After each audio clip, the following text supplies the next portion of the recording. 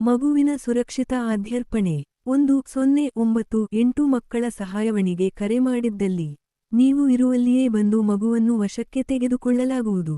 ಅಥವಾ ನಿಮ್ಮ ಜಿಲ್ಲೆಯ ಜಿಲ್ಲಾ ಮಕ್ಕಳ ರಕ್ಷಣಾ ಘಟಕ ಅಥವಾ ಮಕ್ಕಳ ಕಲ್ಯಾಣ ಸಮಿತಿಗೆ ನಿಮ್ಮ ಮಗುವನ್ನು ಸುರಕ್ಷಿತವಾಗಿ ಒಪ್ಪಿಸಬಹುದು.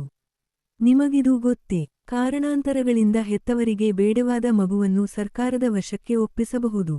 ಇಂತಹ ಮಕ್ಕಳನ್ನು ಸರ್ಕಾರವು ಸುರಕ್ಷಿತವಾಗಿ ಪೋಷಿಸುತ್ತದೆ ಮತ್ತು ಮಗುವಿಗಾಗಿ ಹಂಬಲಿಸುವ ಪೋಷಕರಿಗೆ ಕಾನೂನುಬದ್ಧವಾಗಿ ದತ್ತು ನೀಡುವ ಮೂಲಕ ಮಗುವಿಗೆ ಸುಭದ್ರ ಬದುಕನ್ನು ಕಟ್ಟಿಕೊಡುತ್ತದೆ. ಬೇಡವಾದ ಮಗುವನ್ನು ಕಸದ ತೊಟ್ಟಿ, ಮೋರಿ, ದೇವಸ್ಥಾನ, ರಸ್ತಾ ಬದಿಗಳಲ್ಲಿ ಬಿಸಾಡುವುದು ಕಾನೂನುಬಾಹಿರ, ಅವಮಾನೀಯ ಮತ್ತು ಅಪಾಯಕಾರಿ. ಮಗು ಇರುವೆ ನಾಯಿಗಳ ದಾಳಿಗೆ ತುತ್ತಾಗಿ ಪ್ರಾಣ ಕಳೆದುಕೊಳ್ಳಬಹುದು. ಮಕ್ಕಳನ್ನು ಮಾರುವುದು, ಕೊಳ್ಳುವುದು ಅಥವಾ ಕಾನೂನುಬಾಹಿರ ದತ್ತು ಪ್ರಕ್ರಿಯೆಯಲ್ಲಿ ಪಾಲ್ಗೊಳ್ಳುವುದು ಶಿಕ್ಷಾರ್ಹ ಅಪರಾಧ. 5 ವರ್ಷಗಳವರೆಗೂ ಕಠಿಣ ಶಿಕ್ಷೆ ಹಾಗೂ 2 ಲಕ್ಷ ದಂಡ. ಆಸ್ಪತ್ರೆ ಸಿಬ್ಬಂದಿಗಳು ಭಾಗಿಯಾಗಿದ್ದಲ್ಲಿ 7 ವರ್ಷಗಳವರೆಗೆ ಕಠಿಣ ಶಿಕ್ಷೆ ಹಾಗೂ 2 ಲಕ್ಷ ದಂಡ.